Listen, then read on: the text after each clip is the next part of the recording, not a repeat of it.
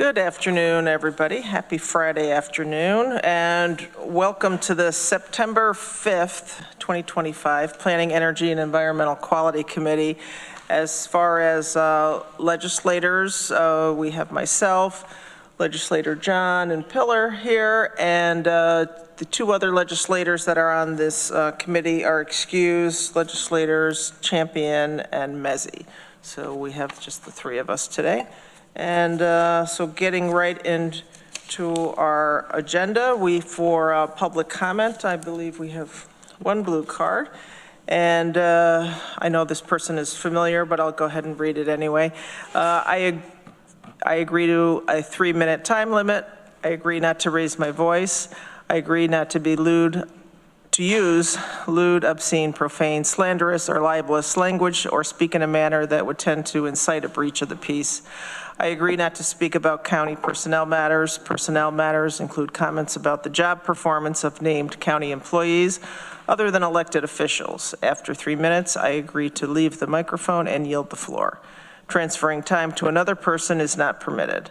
I agree to be courteous and not make comments, gestures, outbursts, or other disruptions while other members of the public or legislators are speaking. I agree that if I cause a disruption and am asked to leave, I will leave the chambers. So after that, Irene. Oh man, Weiser you take all the fun out of things. Welcome. Thanks. So I'm Irene Weiser. I'm the chair of the Climate and Sustainable Energy Advisory Board to this committee. And there's been some discussion within our committee about the proposal for the old Cayuga power plant to be repurposed as a possible data center owned by a company named TerraWolf. And I think it wasn't this last county ledge meeting, but at one of the meetings, there was question or discussion about the idea that most of the energy from upstate is clean, and so it was no big deal. And I wanted to clarify that information a little bit. It is true that most of the power that's generated upstate is from either hydro or nuclear. Not exclusively, we do have gas power plants as well, but most of the power that's generated upstate is so-called carbon-free. I don't happen to believe that nuclear is carbon-free, but that's another day's conversation.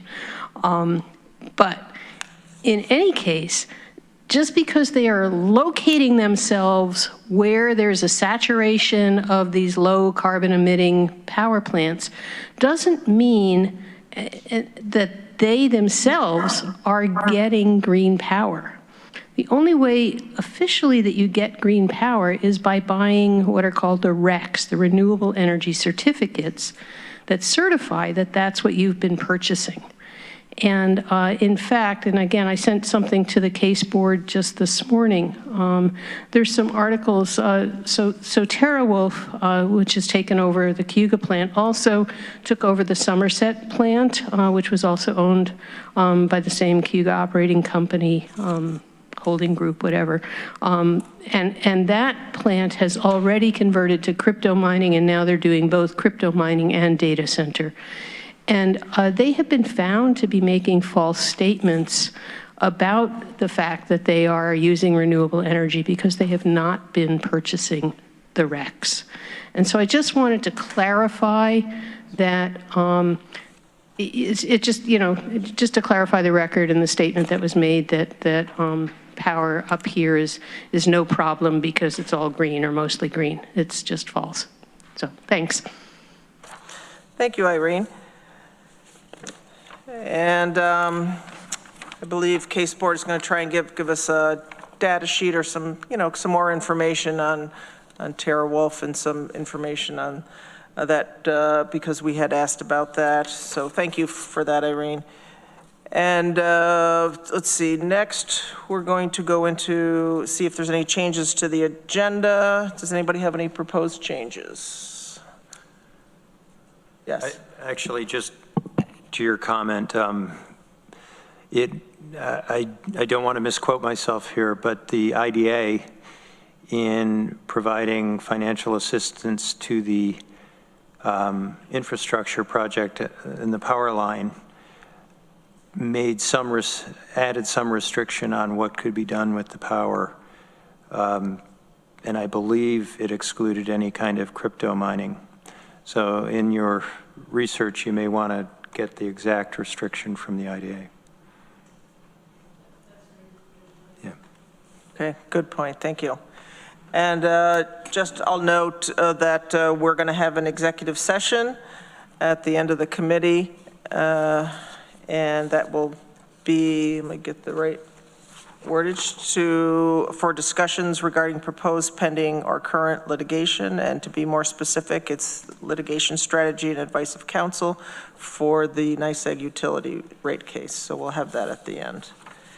And so next we have minutes approval. Can anybody move the minutes? Veronica moves the minutes. Rich seconds. Get used to getting your hands up, folks. Thank you. Any edits or changes? I just had one quick thing. Just thinking of on where it says Department of Recycling and it says Mr. Average Commodity Revenue. Mr. Riley reported on the ACR noting that trends, and can you just add downward projections?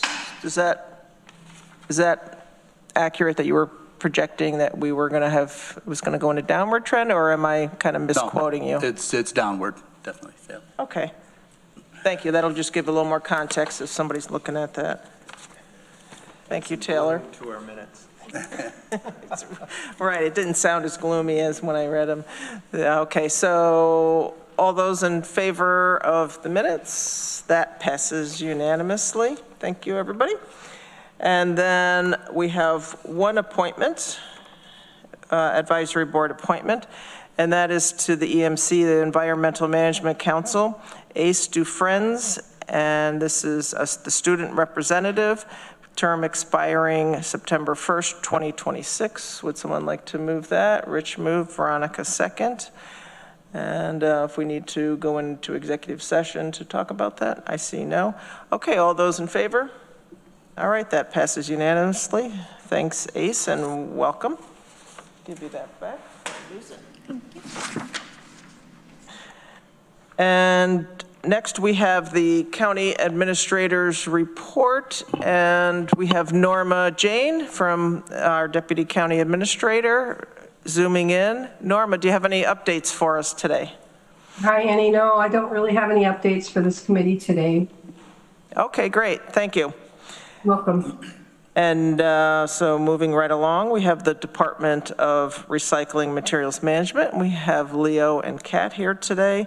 And there's, do you have anything, or do you want to just go right into your items? I think we can go right into the items, Dan. Okay. And there's a capital summary on packet page 8. Any questions on that, or did you want to say anything about that, Leo? It's a small payment of $500 and change, and that's engineering, planning, design for that capital landfill leachate project. Okay. Any questions? Okay. And then you have the landfill leachate management report and discussion, and that begins on packet page 10. So do you have a slideshow you want to do? Yeah, okay. we can get that kicked off. I think first, I just want to mention Nate can come on up too. So I think some of you know Nate, if not all of you. Nate Bates, he directly oversees a lot of the operations with the landfills. He was out at either Caswell or Hillview sampling, overseeing sampling. So he just rode in. But he'll be available for to answer some questions. But I'll introduce Luann Meyer. Luann Meyer is with Barton LaJudas. They're an engineering consulting firm.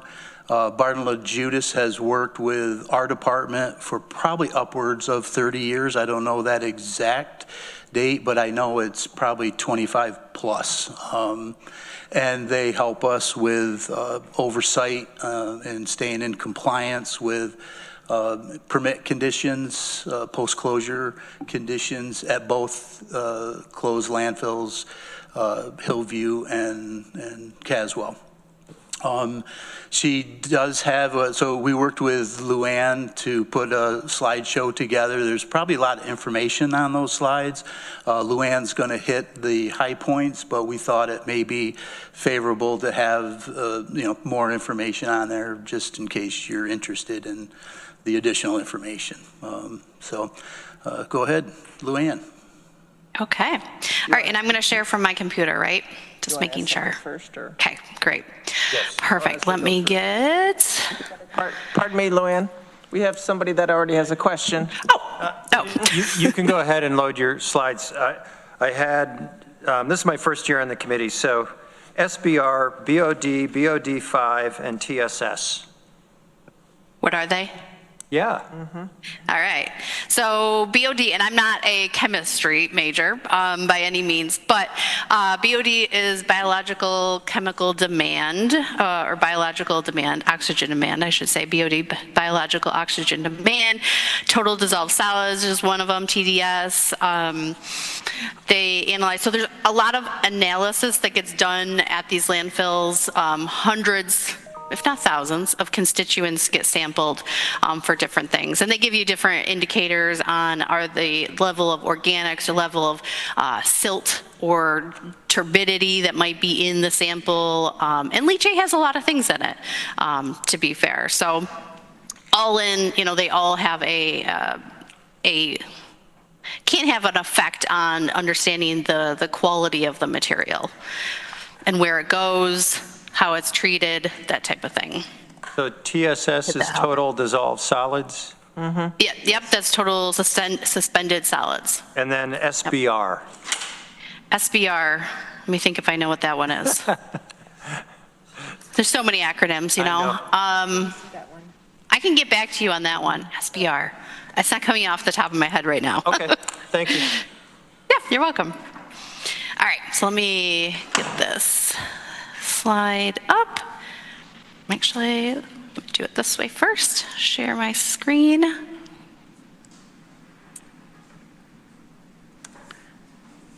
And just to clarify, how much time do I have? I would say about 10, 15 minutes. Perfect, okay. And can you guys see my slide? Yes. Okay, all right. Perfect. So I was invited, so thank you for the invite, Leo, and everyone else on the committee here, to talk a little bit about the history of Caswell landfill and leachate treatment options. So real quick, I'm pretty sure everyone is aware of what leachate is, but it's any of the liquid, typically rainwater, that comes in contact with a waste material is leachate, and it's required by law to collect it and then send it for treatment at a location. Caswell landfill, as well as Hillview, have, since it's closed, has been sending it to the Ithaca wastewater treatment facility to be treated there. So they pump it out of the landfill and then put it in tanks on site, and then the tanks are pumped into a truck. Historically, so I'm going to go through a few things on the history at Caswell specifically for leachate treatment, talk a little bit about what the state's doing, and then in the end, leachate treatment options that are out there and what some other jurisdictions are doing. They're state, private, public entities. So as Leo mentioned, there is a lot of information on this slide for sure. Goes back to a history, just to give people a perspective. 1985, the landfill was closed with final cover placement in the late 80s. Since then, it's really been a on and off discussion about what to do with the leachate at Caswell Road landfill. And so several feasibility studies have been done. Pilot studies have also been done to identify treatment technologies that are available, and I'm going to get into that in a second. testing them out. Would it work? Other things that were looked at were, is there another wastewater treatment plant that would be better suited to take the leachate versus the Area Ithaca wastewater treatment facility? So that was studied a little bit as well. And so this is coming back around. So you'll see kind of 1996 was the first one, mid-2000s, looked at some stuff, did a pilot study after kind of revisiting this in 2010 to update that 96 study, and then we did a pilot study, which I'm going to get into in a second. And then what I'm going to talk about at the end is kind of where, like I said, where the state is. So in 1996, Malcolm Perney was the engineer. They put together an alternative summary and came up with a few options that would work. And ultimately, I think constructed wetlands was always the one that seemed to make the most sense for being a closed site. Like here you can see, some of their things where it's simple, low maintenance, it's a pretty good one versus getting into some of the more complex treatment technologies that would also cost more money. And so you may have seen some of these. Here's with the treatment technologies or what they can treat, the different types of treatment process that they looked at that time. So 1996, all right, and now I know what SBR is. So that's, I think it's a small batch reactor, I'm pretty sure is what that is. Sequencing batch reactor is what I looked at. Yes. Okay. I got it. Sometimes out of context, I'm like, oh, what is that? So 1996, the study, the conclusion of the study was it was more economically feasible to continue to status quo, truck the leachate to the wastewater treatment facility. It just didn't make sense at that time. But as everything, things change and want to revisit it. So the county looked to revisit this again in 2010. Looked at, what is the cost, the current cost in 2016 dollars, how much is it going to cost for O&M? And so we took it a little further. So there's two options. So I'm just going back here a second. There were five different technologies. And in 2010, we narrowed it down to constructed wetlands and membrane filtration. So you can see there's quite a bit of a difference in the dollars. Membrane filtration really is probably more of something you might see at a treatment plant. You also need power, which the site does not have. So that was determined to do a constructed wetland, and instead of jumping right in and doing that, we B&L did a pilot in this area. Here's a few pictures and the layout kind of to simulate what it would be like to run the leachate through that.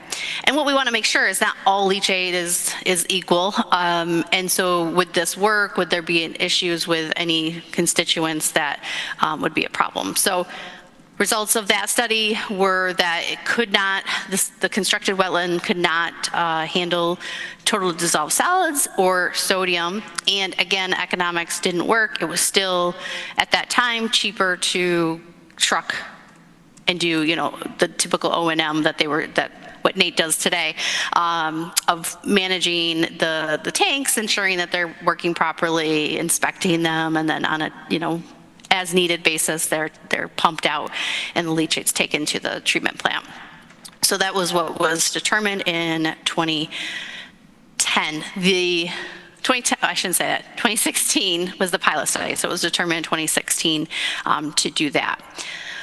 So it's been pretty quiet. Obviously, though, we continue, the county and us, we continue to look at the results. They sample the leachate, work with the treatment plant to ensure that, they have, that they're okay with the leachate coming to them, that, continue to have that contract for the truck driver to, truck hauling company to take the leachate. So fairly quiet, but it has always been on the radar, of understanding that is an expense that is associated with both Hillview and Caswell. So kind of a switch kind of happened in this is from 2024, but it occurred in 2018, I believe, where New York State put together this New York State Inactive Landfill Initiative, and it basically identified all inactive landfills. So that would be closed, typically like closed little town dumps, which would be what they were called at that time, or county facilities that no longer accept waste. They identified all of them, and this was really a response to Flint, Michigan, and Housatonic Falls, and identifying the drinking water sources that are near, around closed landfills. Are there any, risks to those? So you can see here there were over 1,900 landfills that were identified, and now the DEC is continuing to go through all of those sites and determine if they are on a priority site, should they be sampled, do they need to install wells? Are there even drinking water wells nearby? So they're going through this entire process. So this is from the 2024 status report that obviously was last year. And they do list out Caswell and Hillview in the report. They give them a ranked score, so every site gets a ranked score. Highest score being like the top of the priority list is at 84. Lowest ranking is a number 1. So Caswell's at 29, Hillview's at 35. And you can see where they are listed with Caswell potential future investigation list site, and then Hillview being potentially in 2026. Both Hillview and Caswell are already sampled, as Nate can fill you in more about. And so the analytical is completed on those groundwater monitoring wells, and the sites are monitored. So a lot of times if a site is being actively monitored, they may fall down the list because there is continuous O&M that's happening. A lot of these inactive sites, there's no groundwater monitoring well, there's no monitoring whatsoever, and so they may rise to the top. So lots of questions on this sometimes are, what are they going to do with this information? That's to be determined. DEC is still working through those 1,900 facilities to kind of understand if there are any risks associated with the sites. So, because I have short time, so what else is the state doing right now when it comes to leachate? So on the closed side, which is much more applicable to you guys, they are going through all of the sites, looking to see if there's any risks associated with any of them. And then on the active sites, they are looking at maybe having some more active treatment of leachate on the property itself. So this came out a few years ago, a proposal by the state to look at other treatment technologies on site that landfills would be required to do. This has not been approved or finalized in any way at this point, just for informational purposes, but I wanted to kind of show what the active sites were being required to do. And I will say there are no active landfills that are required to have a pre-treatment facility in place for leachate at this point. There is a Steuben County landfill that's west of you guys. They do have a pre-treatment, but it's completely voluntary at that site. Again, it's active, so there's incoming material that's constantly coming in, which helps with the financials and the economics if you were to put some type of treatment facility in. We haven't seen, in recent years, an uptick in any closed landfills putting in treatment systems. The vast majority of them do exactly what you are doing, and that's trucking the leachate to a facility, a permitted wastewater treatment facility. And a lot of times that does have to do with the economics and that there would be more O&M associated if you were on site in a location. So I think with that, I can bring it back, but it was really, just wanted to give an overview, and Leo, if you want to add anything or if I missed. Well, I guess we were, just looking toward that presentation to get the discussion going. Yeah, so any questions at this point? What do you want to? Just a little background, and I'm not sure if Rich was here when we've talked about it before, that when you're taking the leachate, you're taking it to a wastewater treatment plant, do we have the confidence that they're going someplace, I mean, right now it's the city of Ithaca, right? Mm-hmm. So do we have confidence that they're going to continue to take that is one issue. So go ahead, Rich. Yeah, first I want to say thank you for the tour you gave us of the site. That was really instructive. I'm curious, once you get your flow of leachate out, is it a consistent product? Like if there's a specific heavy metal you're identifying, does that come out in sort of in a pretty uniform way and you can depend on that's going to be there? Or does it fluctuate? I think it's when it's a closed landfill, it's pretty consistent, right? Because we're not putting new waste material in. You might see a couple flips, here and there, but that's nothing to be alarmed about. So it's pretty consistent, I would say. So is that something New York State in its ranking is taking into account, that certain landfills are producing some pretty bad stuff? And so if Caswell's at 29, it sounds like it's not putting out awful, it's putting out bad. I don't know, but we would have a particular profile, and so we could design against that. And my other question was, since we were looking at this in 1996 and 2010 and even 2016, has there been any significant change in the technology or the costs of the different technologies that would make one of these approaches more advantageous? I was curious about. Yeah. That's a good question for sure. So there have been advances, I think, in technologies. There's a couple new ones. Foam fractionation is one that they're doing pilot testing on, which is kind of an interesting one where certain materials will attract to the foam. But in general, it's all about kind of getting a concentrate material. So trying to get, the good stuff, we'll say, separated, and you'll have less of the material that you would need to treat. For cost purposes, unfortunately, everything has gotten more costly. So that was one thing that we kind of talked about internally was, should we look at the cost, again, to see if, it's would be economical to do something today. But I will say costs are much more expensive today. And when we did earlier look at constructed wetlands, it didn't do everything we needed it to do. So would you have to have kind of a belt and suspender system or double system where you're still needing to do some treatment? I want to touch on another piece of it too, is that since 2015,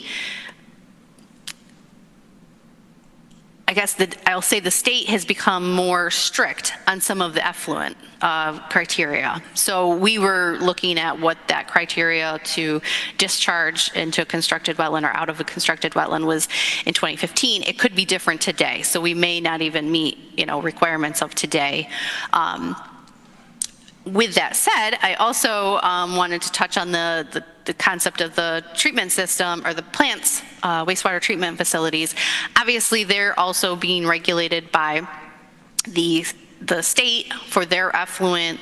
It's becoming more strict for that. They have a few more constituents, but it is I will say that landfills and wastewater treatment plants have this circular kind of always relying on each other mentality, and we have had concerns, right, in the past, not just in Tompkins County, like across the state, where treatment plants will kind of, yank that rug out from under you and say, oh, you know what, we're not going to allow you to bring leachate in anymore. And we have to work with them. I think it's a communication for them to understand that what the makeup of leachate is, and a lot of times that's not the leachate that may be doing, upsetting the system, especially at a closed landfill. It's pretty dilute, if you were to compare it to an industrial facility or an active landfill. All right, and we'll be talking about that further on in the agenda. We're talking about what happens to the solids after when they're produced from a wastewater treatment plant. So we'll be talking a little bit full circle on this today. Yeah, and that's exactly what happens, right? They have to find a place for those solids and often it's landfills. Not that you guys have an active landfill, but there are, they have to find a place for it.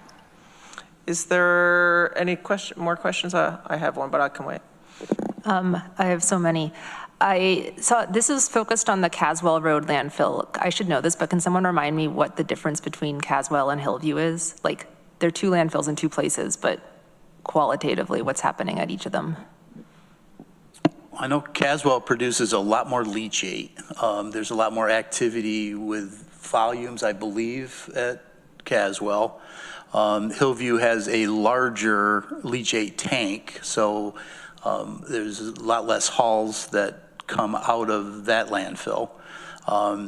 Leachate's very seasonal, so we'll start to see an increase in volumes at landfills in October, and right through middle part of June, end of June, is when things settle down. And the work that we're going to be doing out there with these capital projects that was discussed last night, we need to hit that period of time when leachate is least active, because we need to manage that leachate while there's work being done on these tanks. So that was one of the causes of the delays this year. So we moved that construction project to 2026.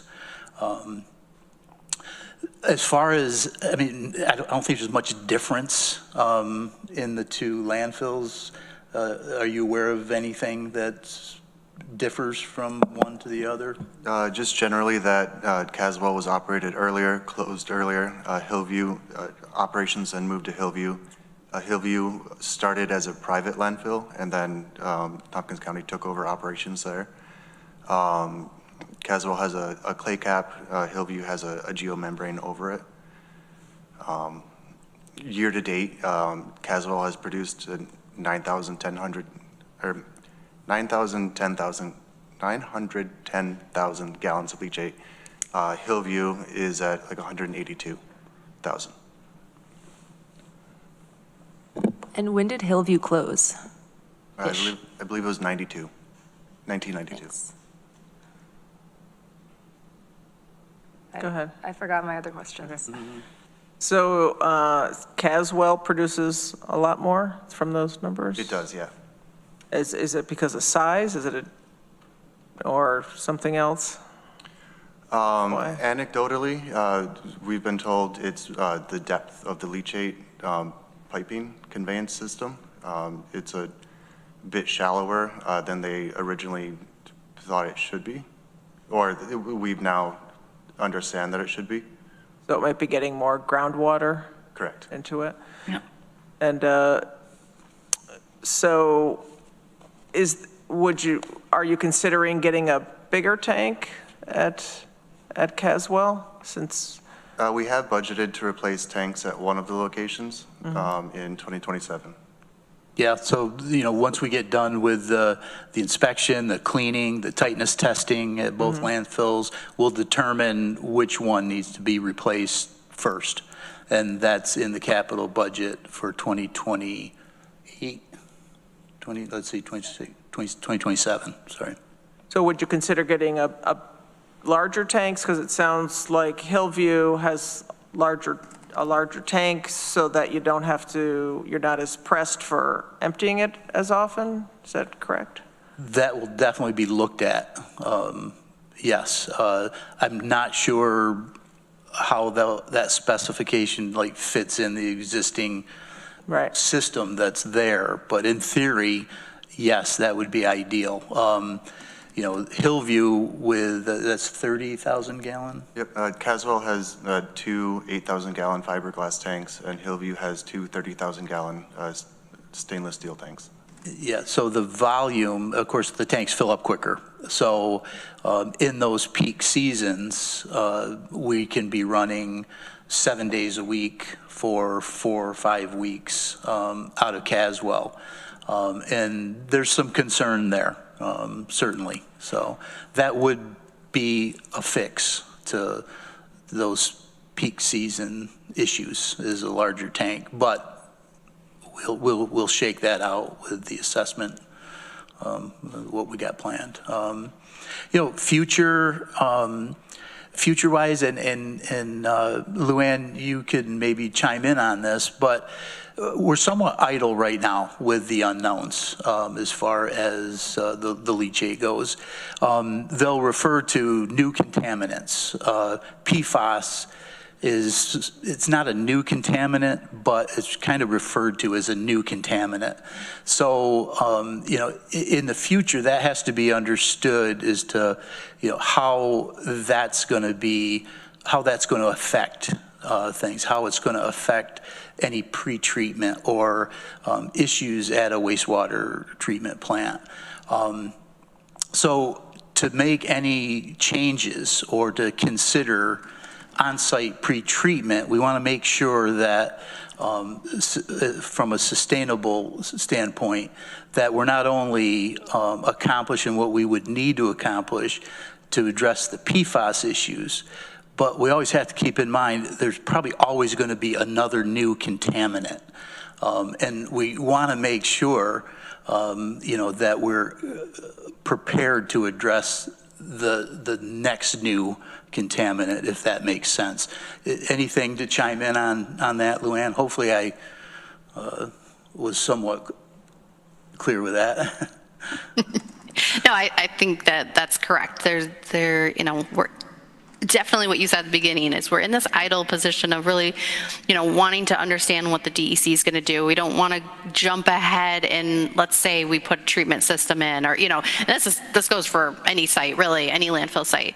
We don't want to pick a specific type of treatment system or whatnot, and then they come back and say, oh, this is what we've determined, and this is what we're going to have everybody do.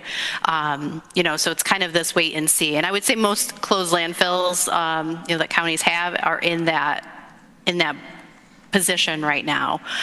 Even active landfills, they're testing things out. Active landfills are going to have a little bit more money in their pockets because they're taking in waste, and they can test things and pilot things. They're doing that, but they're not really making any decisions yet either.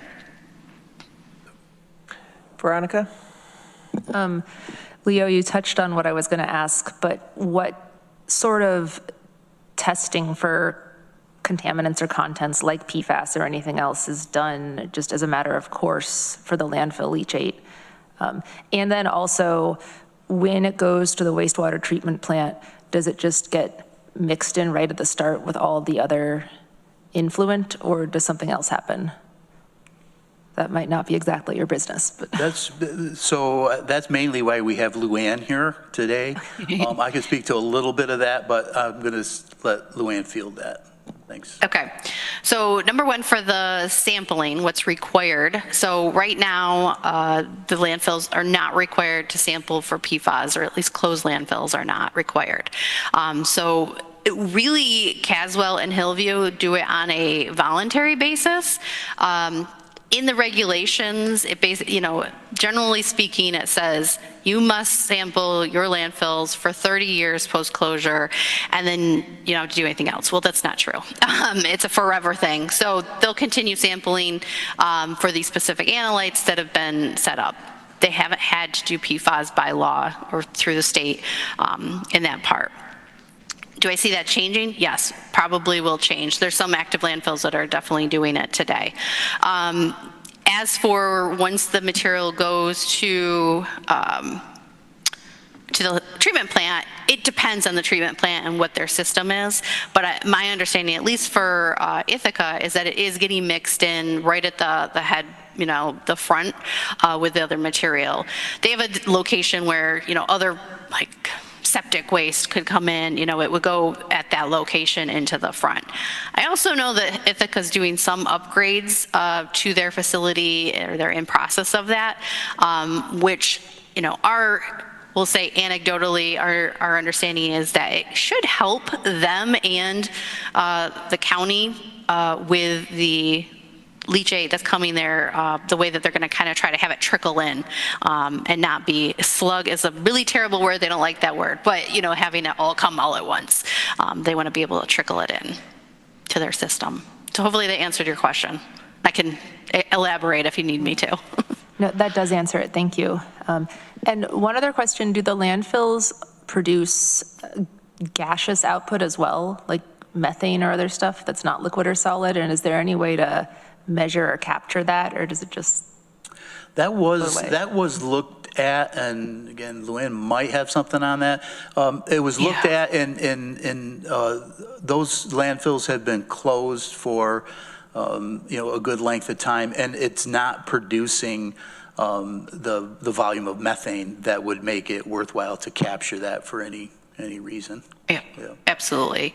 Yeah, we see that with a lot of closed landfills that, yes, there's going to, because there's still decomposition happening, so there's going to be that decomposition, and then there may be some air emissions with that, but it's such a low level that there's no technology out there that really can capture it and do something with it. And that could even be a flare, right, where you would burn it off.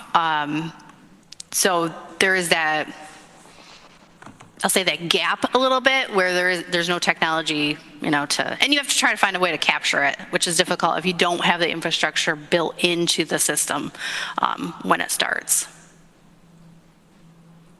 Thank you. Anything else? Anything else on that topic? I don't believe so. Thank you very much, Luann, for all your help. You're welcome. I guess I have a question, which is this presentation and discussion, do you think leading somewhere? Are you thinking that a constructed wetland is in the future, or what? Or just? From what I know, it would be in the distant future, and I think that's going to really depend on the economics, and it's going to depend on wastewater treatment plant.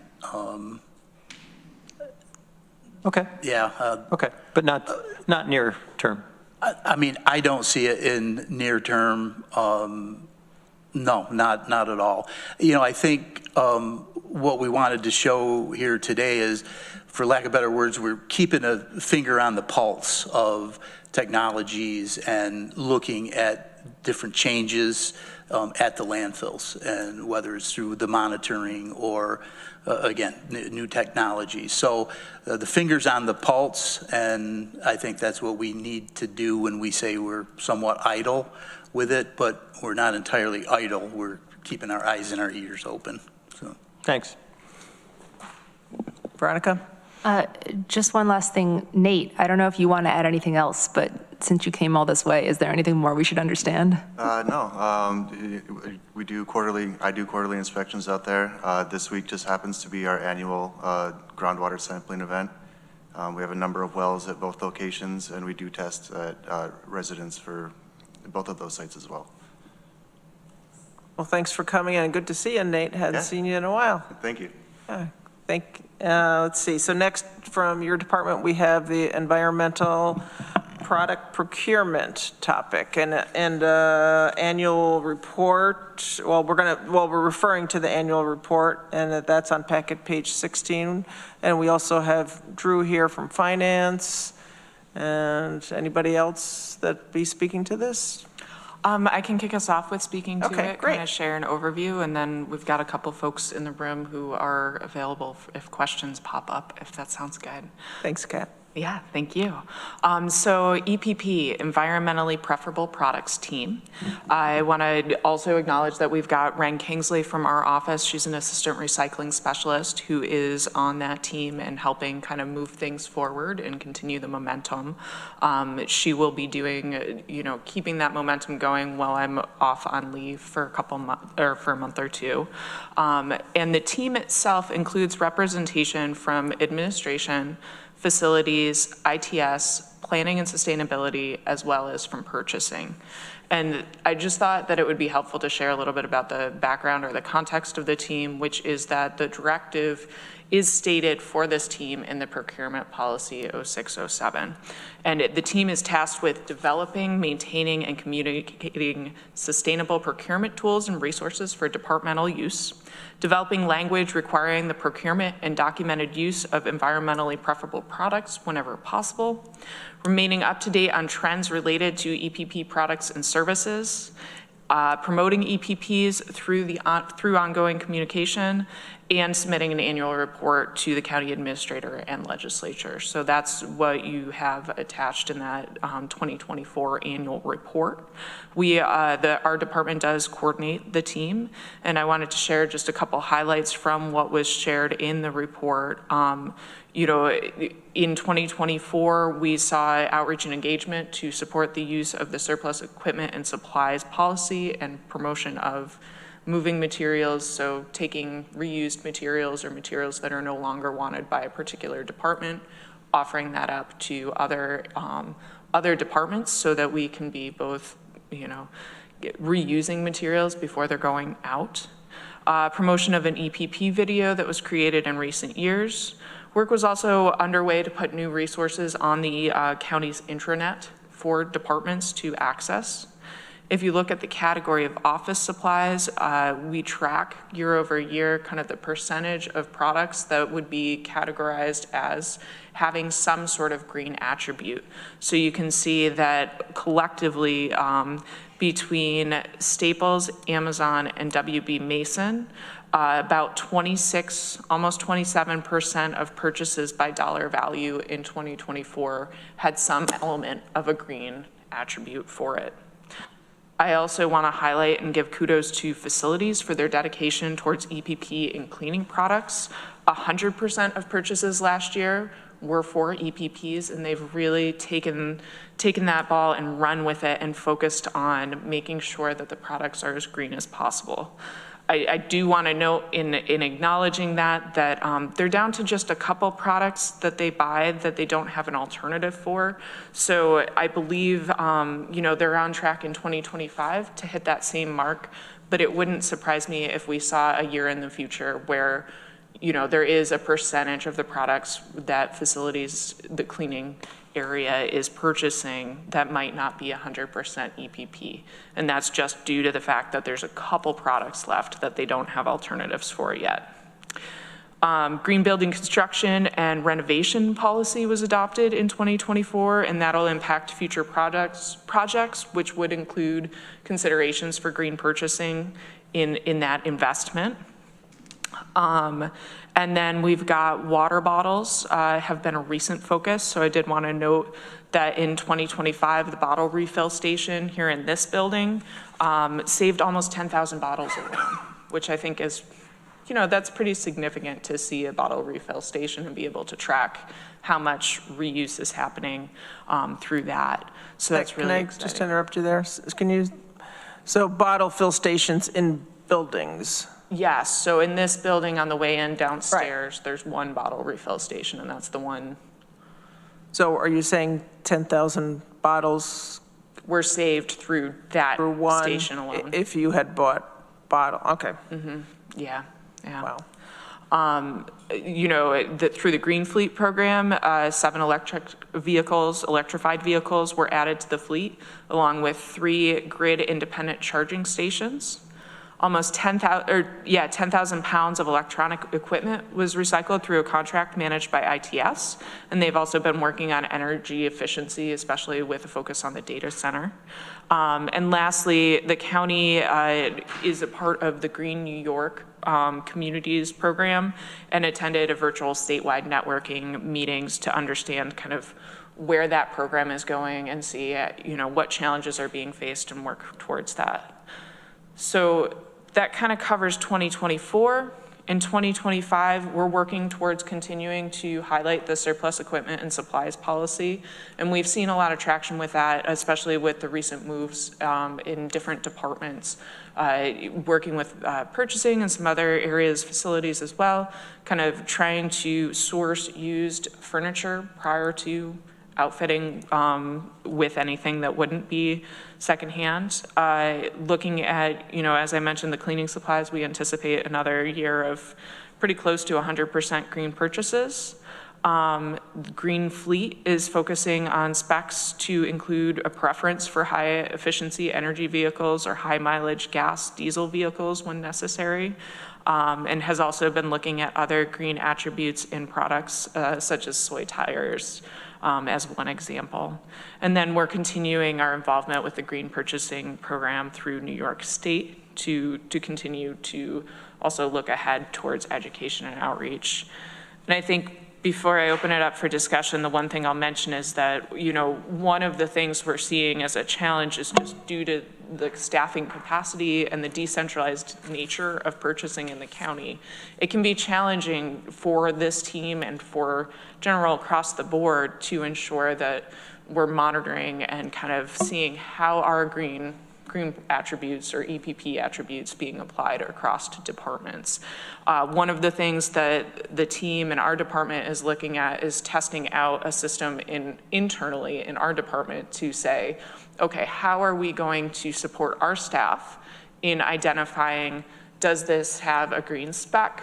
Are we meeting one of the green requirements in the policy, whether it's recycled content or another one, as we're looking to buy products, with the idea that we could then share that information out across departments as a resource of, here's an example of how one department is working on addressing this. So providing more resources in that respect as well.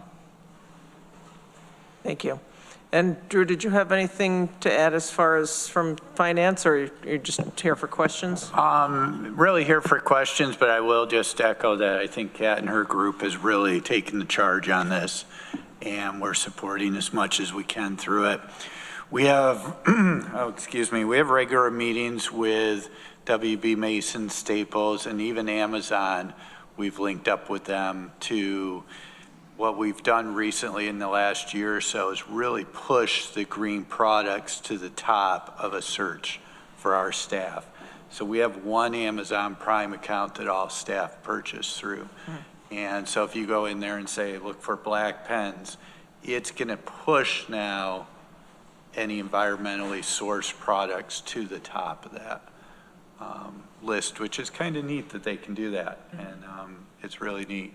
And I think the word is getting out to departments. I know we had a huge success. I don't know if it was in 24, maybe it was 23, but I know the sheriff's department, their locker rooms were failing miserably, and we had worked with them to get a couple quotes, and they actually ran across an opportunity to buy slightly used lockers from another organization, and that was gonna end up in the landfill.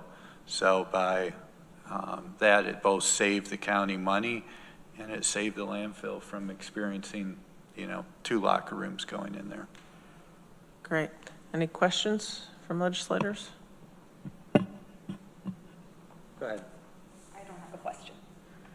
Yeah, I guess I have a comment. This is all good, and we should be doing this, but just it brings me back because before joining the legislature, I worked for a large commercial laboratory that did product testing and evaluation of products and certification, and was involved in standards development for voluntary consensus standards.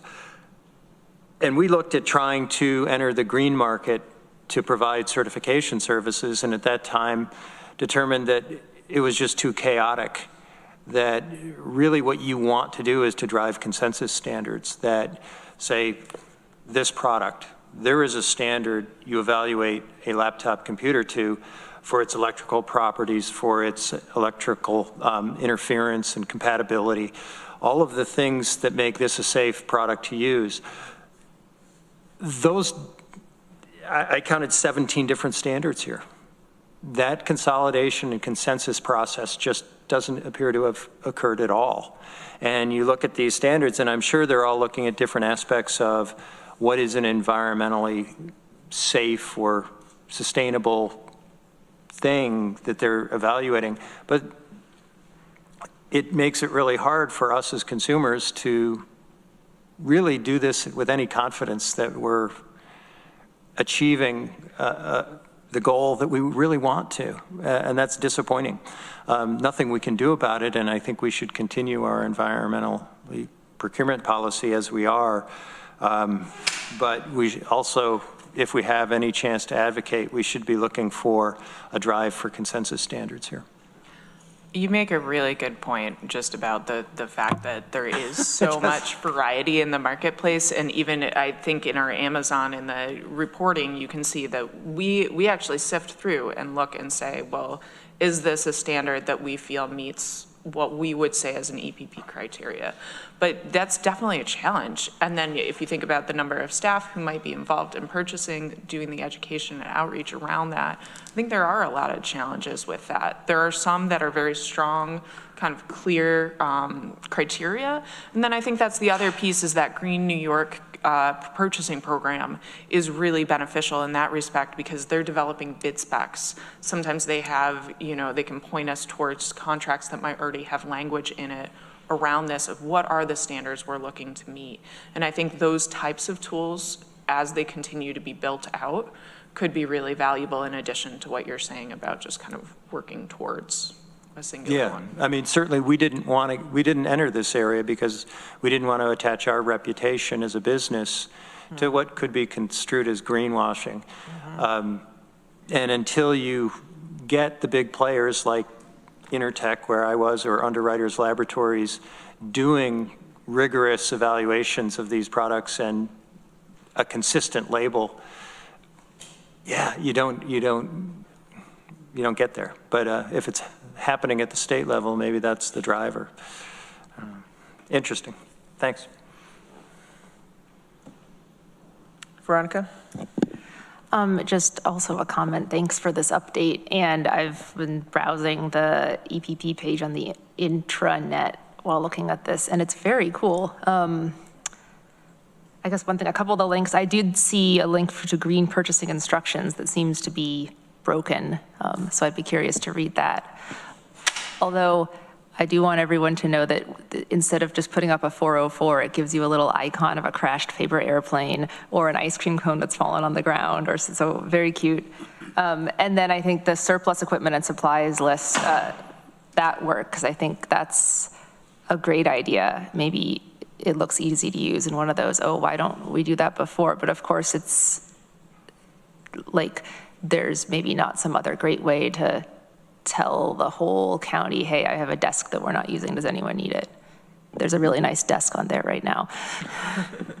I'd heard about that desk. It sounded like there were some good materials. Every now and then you can find some good stuff. And that's good to know about the link. I know that resource we were looking at giving a facelift to as well. So I think that's something that the team is also looking at, is just the resources that are already developed and how do we make them more accessible to departmental staff, as well as making them something that you see and you quickly understand what are we looking to do here.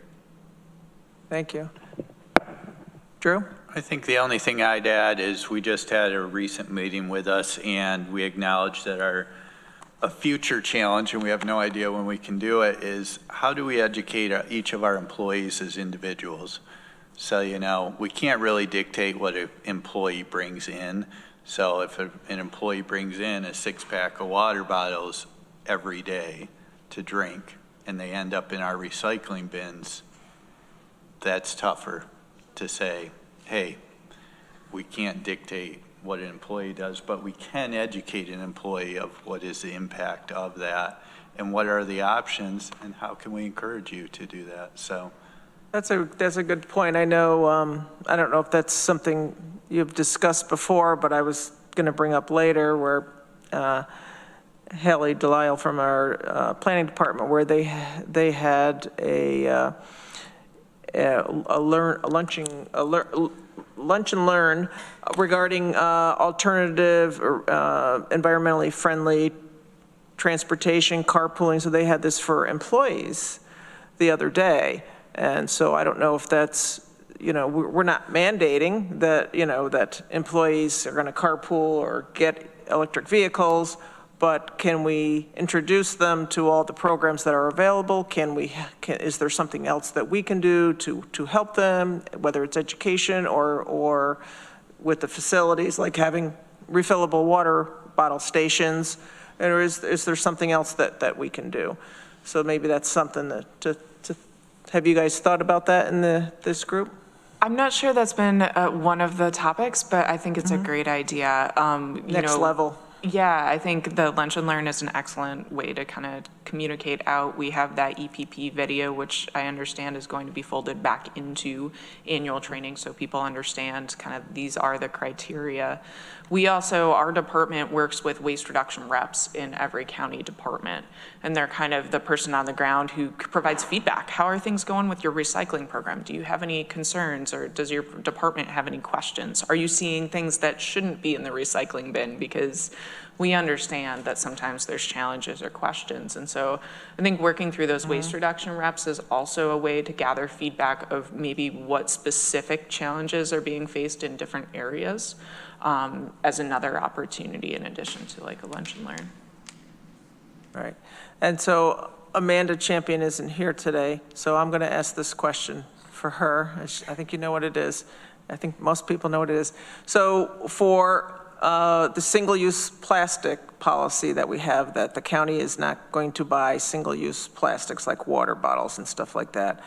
So I think maybe her question would be somewhere along the line, well, I've seen them too sometimes where they have been bought, less so over the years.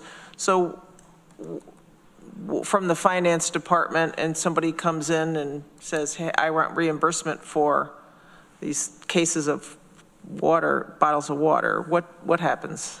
Most of the time we reject that reimbursement, or we ask if that was done on the county P card. We do ask the employee to reimburse the county for that expense. We're seeing more and more where employees do it for convenience. I know there was some at the budget retreat, and that employee did not even submit for reimbursement on those. They bought them out of their pocket.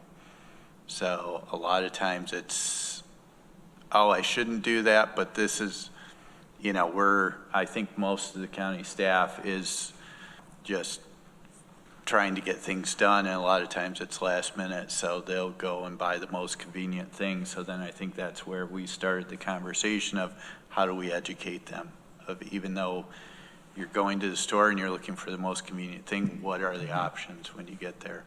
So we do, as we see those things, we try to educate, number one, and then number two, we explain that according to our county policy, you cannot purchase that with public funds.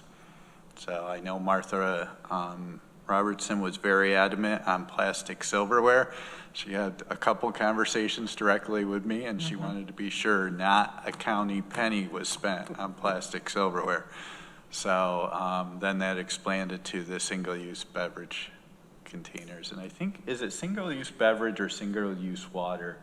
I think it specifies water more specifically. Because I think Rich and I had a conversation at the picnic of how the water was in cups, but then you had all the soda containers there too. So I think there's an opportunity there to look at a number of things. And I'll just add that internally in our department, we've been talking about the idea of could we try out or, you know, find a craft type thing that could be put in a common conference room or a space where these meetings are often being held to help outfit with something that's an alternative to bottled water, for example. You know, I think it really depends on the location and the site and what they have on hand, because then you start thinking about cups. Do they have a dishwasher? So there's some layers to it, but it's definitely a conversation that's, you know, resurfacing and kind of looking at, are there ways that we can provide support or examples of alternatives that might be useful? Yeah, I mean, my thinking personally is most people bring their water bottles with them, and if I don't bring my water bottle, I don't expect to have a beverage at that meeting myself. You know, and I leave them in the car. I have one in my desk. So I think more people are doing that. So that's helpful. I think the water bottle refill station downstairs it demonstrates that point. I think I was looking at the old reports from 23, 24, and prior, and that last year was significantly greater use of refills than prior years. So I think people are starting to shift a little bit towards bringing their own as well. Can you tell how often they're used, the water bottle refill stations? We've been tracking that by looking at it at the year end, and so we know what the beginning of the year is and the year end is.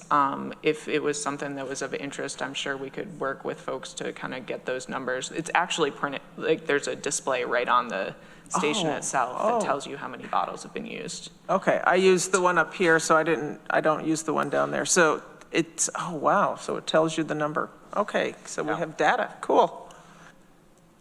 All right, thank you. Yeah, so just, I thought that was a misprint when it said 9,000 bottles, and I thought you were talking about like for all of the ones around the county, so that's amazing. Yeah, that's just the station downstairs. That's part of the drinking fountain / water bottle refill. Yeah, that's great. So anything else? Well, thank you for your support, for Rich. Well, I'll finish. I'll thank you for your support for, you know, the I sometimes say it wrong, the environmentally preferred procurement policy. And thank you for all your work on that. Rich? Yeah, just a harebrained idea. Last month, we were talking about the money that's sort of stranded in the reusable bag program, but it could be used for promotional materials. Could that be diverted to buy reusable containers, water containers for county employees? I think that's an excellent idea. It's still a harebrained idea, but it might work, right? We talked about it. We've talked about the idea of, should the state be approached, the opportunity to promote reuse more through that bag funding, I think is a fabulous fit, given how the department funds reuse work and whatnot. How the policy is currently written from the state that we have to follow, it's for the promotion and distribution of reusable bags. But you can have on the water bottle, reuse your bag, just saying. All right. It is a container.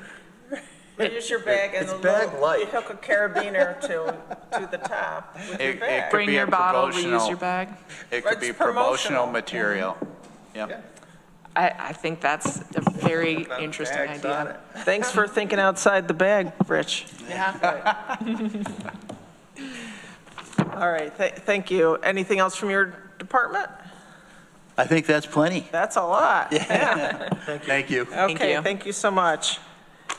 And then from the Department of Planning and Sustainability, we have Terry Carroll. Hey, Terry, it says here, let's see, Environmental Protection Agency reconsideration of endangerment finding comment. Is that you? Yes, this is me. Okay. Yeah, so this was, we just wanted to inform you all of some comments that we've been working on and are planning on making on action that's being undertaken by the Environmental Protection Agency at the federal level. So in 2009, the EPA adopted what's called an endangerment finding that found that greenhouse gas pollutants, in particular carbon dioxide, are considered pollutants, and that form the basis of things like the Clean Air Act and some of the other measures that they've taken to regulate greenhouse gas emissions and different greenhouse gases as pollutants.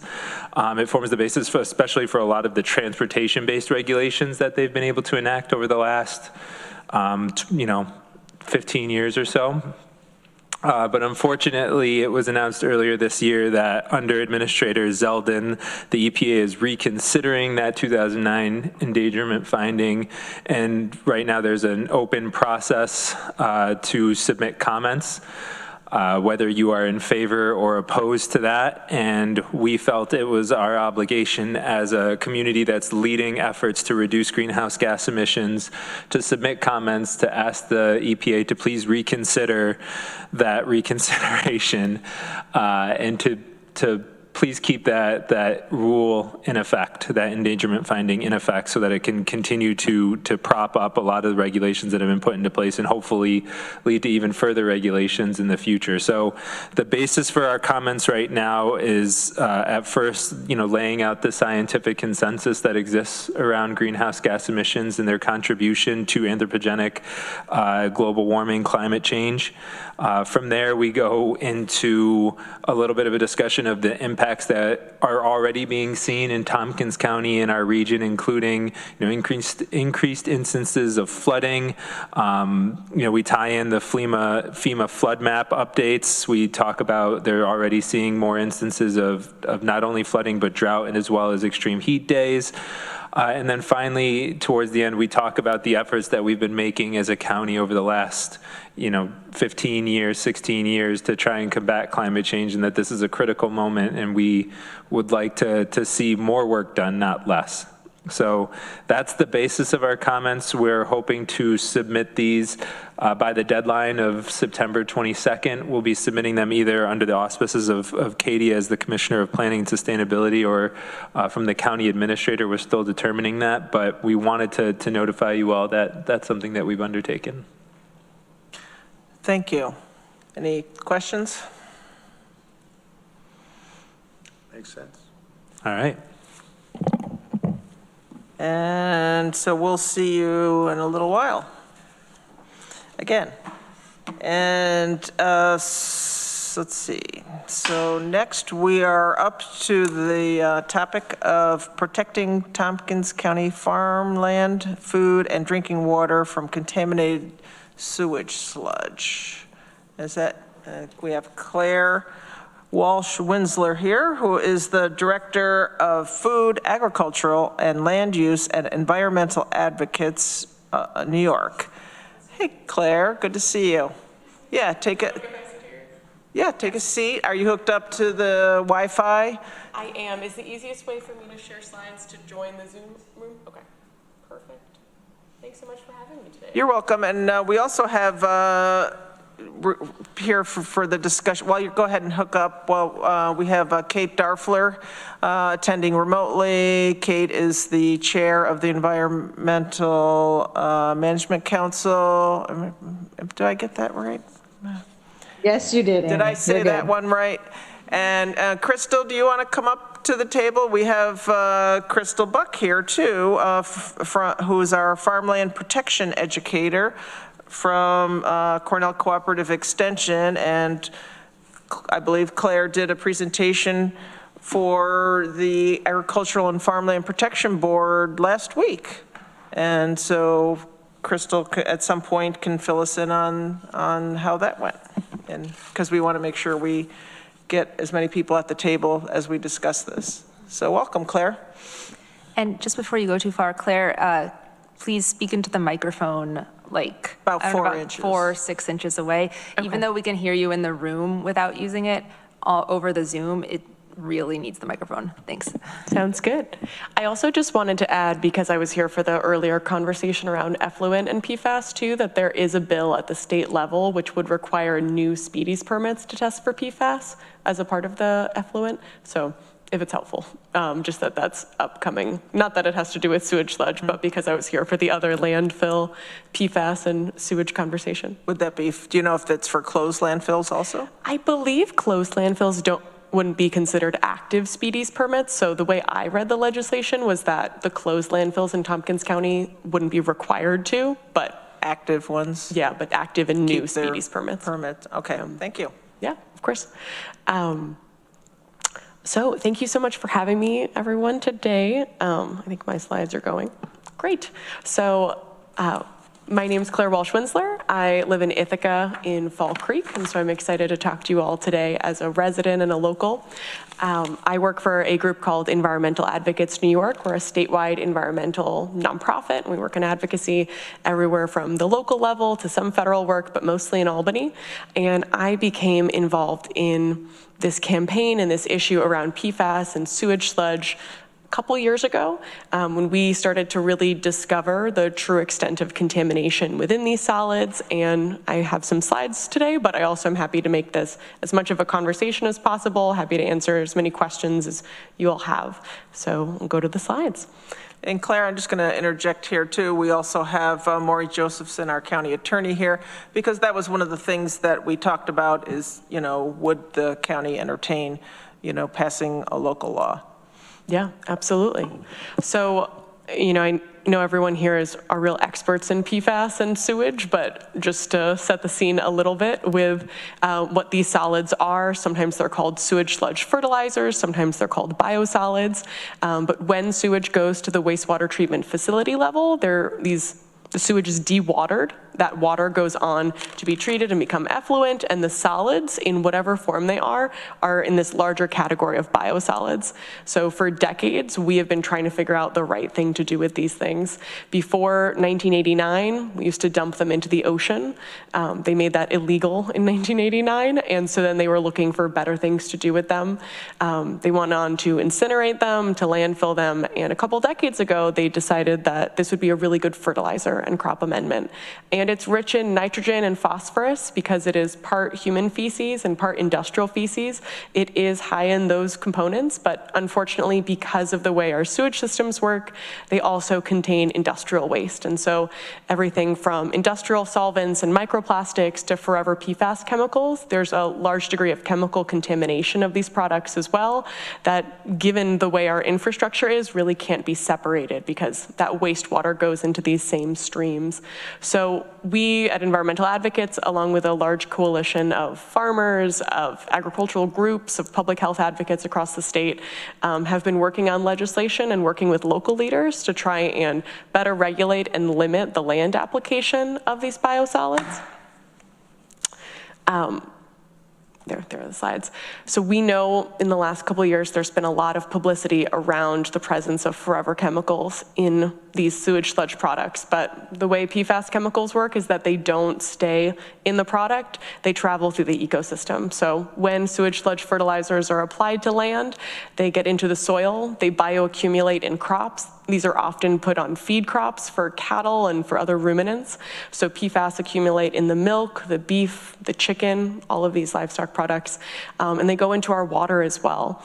One of the reasons I really got involved in this campaign, there was a big contamination of the town of New Scotland's water in Albany County, where they then went to institute a moratorium on land application because of the way these PFAS chemicals move throughout ecosystems as well, traveling into both private wells and into municipal water systems.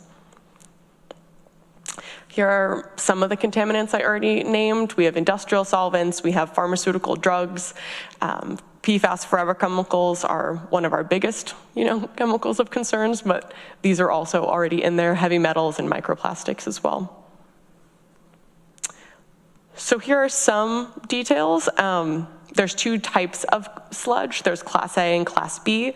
Class B sludge is regulated through they're both regulated through a permit system, but the land application is permitted through Class B sludge. Some great news, there are not currently any Class B permits in Tompkins County. With Class A sludge, the processing is what's regulated, and so it's often turned into pelletized forms. Class B is more of a slurry, Class A is more pellets, and because these pellets are permitted for the processing, they can then just be sold on the open market. And so in conversations around moratoriums in counties where there's no permits that are active, there is concern around what Class A products might be being sold anywhere from direct to farmers, but also to consumers at Agway, at Home Depot, that sort of thing. We're also beginning to see regulation in other states around us, like in Maine, Connecticut, Massachusetts, all either have existing land application bans or are currently considering one in the case of Massachusetts. And the more that our neighboring states ban this practice, the more we see sludge from other states coming into our farmland as well, being sold to our farmers as a good, healthy product, which we know it's not, and puts our farmland and our water and our food more at risk as well. So we're dealing with our contaminated toxic sewage sludge and that from Boston and Portland, and nothing wrong with our northeastern neighbors, love them, but we don't need to deal with their sludge as well. I think I covered most of the rest of these questions. I've been working with local officials from across the state who are looking at local moratoriums, who are calling for statewide action, and happy to answer any questions you guys might have and talk through any of the other examples of legislation we currently see at the county level in New York State. But thank you so much for having me today. Thank you, Claire. And before we go into questions, Crystal, can you tell us a little bit about how this was received and what your talk was at the Agricultural and Farmland Protection Board. Yes. Hi, everyone. Yes. So Claire came and gave a presentation at the Ag and Farmland Protection Board. At their August meeting, I provide staff support to that board, and I can share with you kind of what that conversation was, although I am not officially representing them because I don't sit on that board. So I think there was a general familiarity with some of the issues with sewage sludge spreading. I think, historically the concern there was heavy metals, and the farmers in the room were familiar with that as being an issue. And so we're open to this conversation very much about, a need to further explore and better understand the potential impacts of spreading sewage sludge on farmland. And I think the general consensus was a desire to work with EMC to move something forward. There was support for the idea of a moratorium, especially as it would give an opportunity for further study.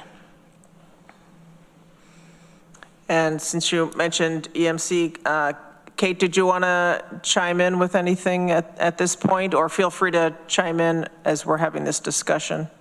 Yeah, I can just chime in right now, which is that certainly at the EMC, we've been watching this at the state level, and there's been a state level push to try to do this. I believe it passed the state Senate this year, which is Anna Kellis's, along with Senator Harkin's bill, but it did not pass the Assembly.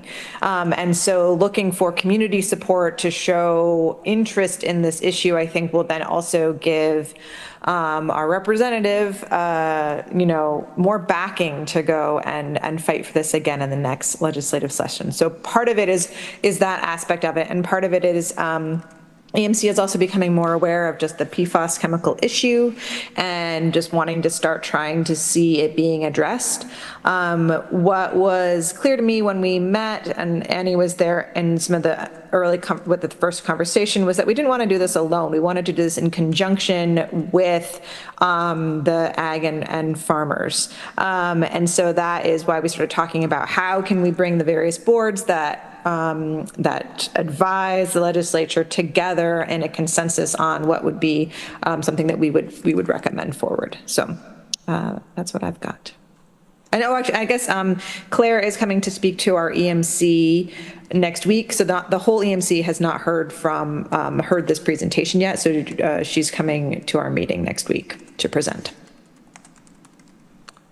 Yes, and I know some counties have moratoriums. I think it's Albany and Schoharie County. Yes, that's correct. Have moratoriums that they're doing, I would say 90 days and then maybe doing 6-month extensions, maybe while they're looking at legislation, I'm not sure. Mm-hmm. So there's a lot of different ways we can go. And one of the things I think that Crystal said, and I'll just, from your email, that there might be ways to address this regarding health and safety concerns. Right, yes. To focus on that if we had a law. Right, so the concern here is that just a broad ban on spreading, not a moratorium specifically, but if it led to a ban on spreading sewage sludge, then that would be counter to ag district law. And I did speak with ag and markets just to kind of confirm, and shared with Ann the kind of policy that they have published on that an outright ban would not work, because it's counter to the recommendations they've received from DEC of what is considered to be safe general farm practices. So anything that would move forward would need to have a strong emphasis on what are the health and safety impacts of spreading sewage sludge, and would likely need to not be an outright ban. So we'd have to figure out how you would stop the spreading of it, but not banning it? Well, do you mind? I think the distinction there is the moratorium versus the ban, so the permanence of the measure. And so a moratorium can be, the statewide bill that the state Senate passed this year was for 5 years as a moratorium. Schoharie County was for 12 months. Like you said, Albany County's had a 90-day and then a 6-month extension. So it's impermanence, but it prevents it from happening for a certain amount of time when a study is going on or further testing is going on or that sort of thing, versus a ban that says, starting October 1st, this is illegal. It can no longer happen at all. So I think that's the distinction. So that's one thing for us to consider, is figuring out how we could possibly do a moratorium, and maybe while the state, and hopefully the state will come through. Rich? Yeah, thanks for this presentation. If we could revisit the question you have here, what is the current status of sewage sludge spreading in Tompkins County? It sounds like we're not doing Class B good, but do we know, are there farmers doing Class A, and how many? Has there been discussion about why they're doing Class A? Because it seems like in the long term it kills your farm. And can you just, I didn't write it down, could you just repeat what's Class A and Class B? Yeah, absolutely. So the two classes are how they're permitted. So Class A permits are for the processing facilities. So this sludge goes into the permitted facility. It's, for lack of a better word, it's cooked down further. It has a lower pathogenic load, so it's considered safer in terms of bacteria. But unfortunately, because of the nature of PFAS chemicals, they actually break down into short chain PFAS, which are more mobile through ecosystems and harder to filter out. So in a way, they're further processed, but more dangerous.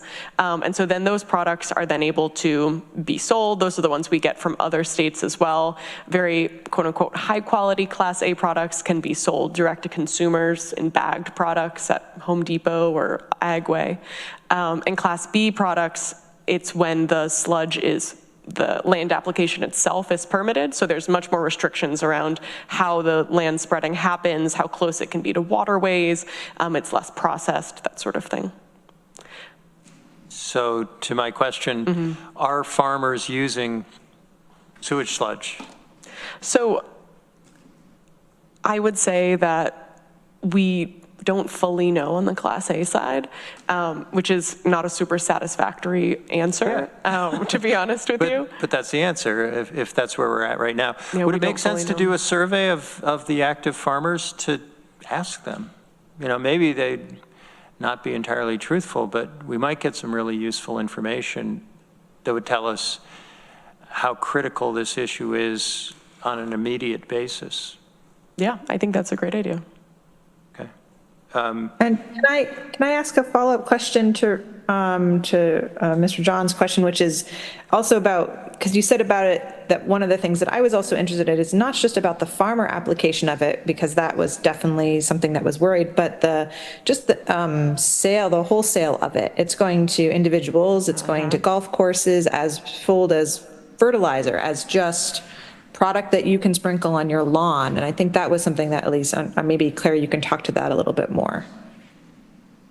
Yeah, absolutely. That's one of the things that I think is scariest about this product, is that we don't have a lot of great information around where it is being spread and where it's being sold. And so while the research that I've seen shows that the majority is going into the agricultural sector, it can be spread on parkland, on school parks as well, city and state, dependent on the individual operations director, what they're buying.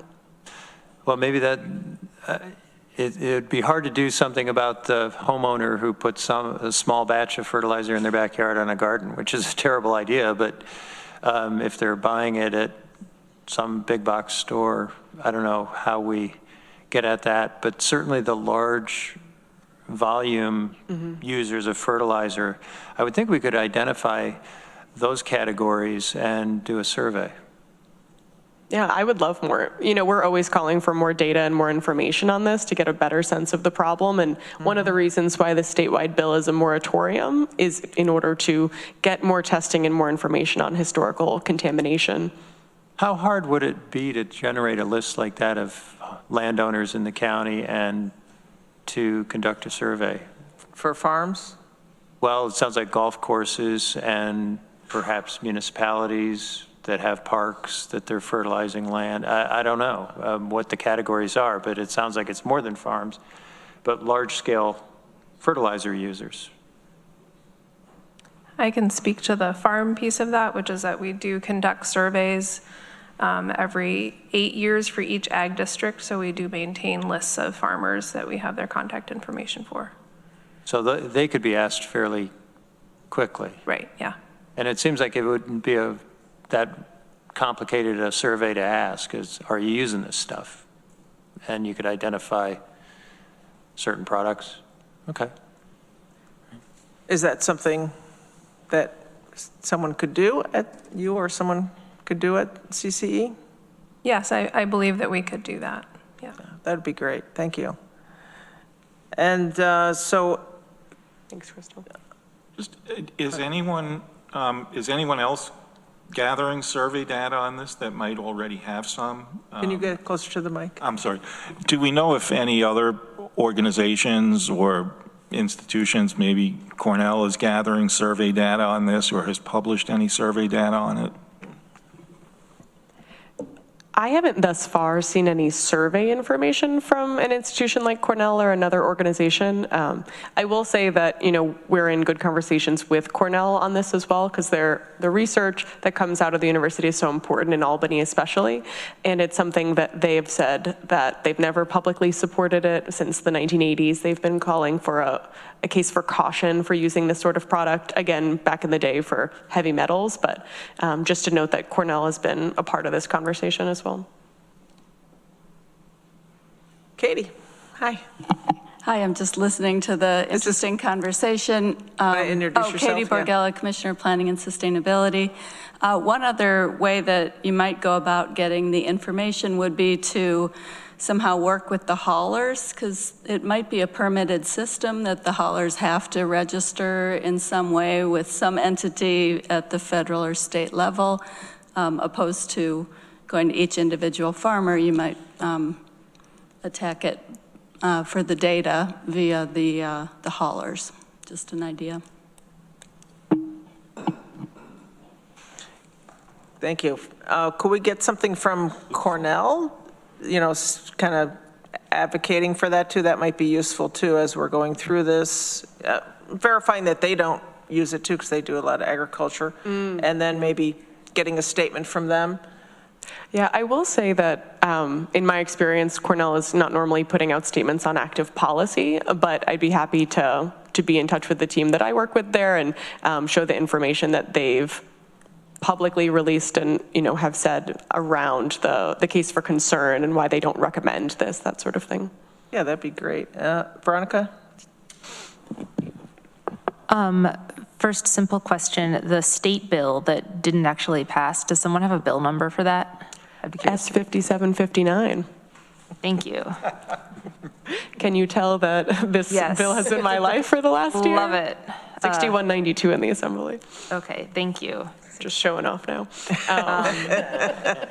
It's had a couple different letters as well, but there's a couple different versions. I'd be happy to talk through some of the details. Yeah, I should be able to find it. I'm getting familiar with the New York Senate legislation website. Yeah.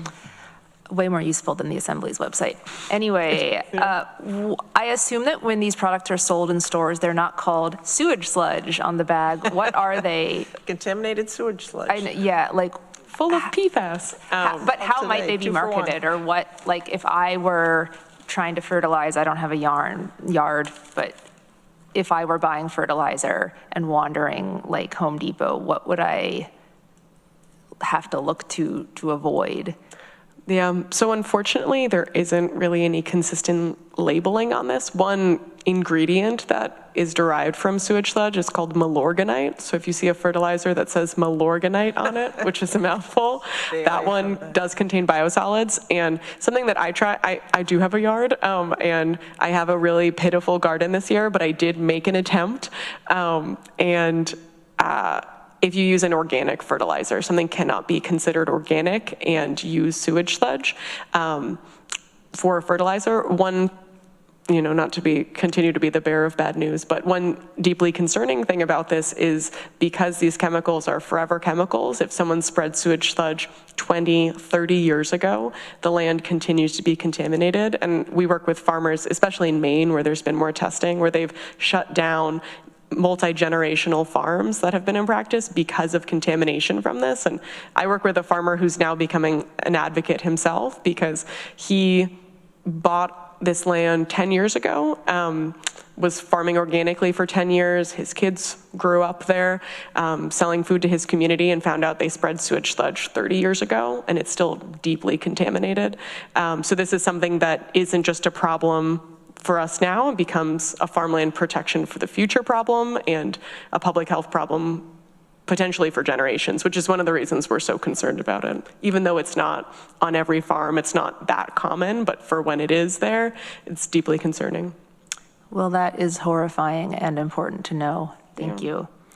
Can I ask a couple more things? Go ahead. We're going to have to wrap up in a minute or two. Go ahead.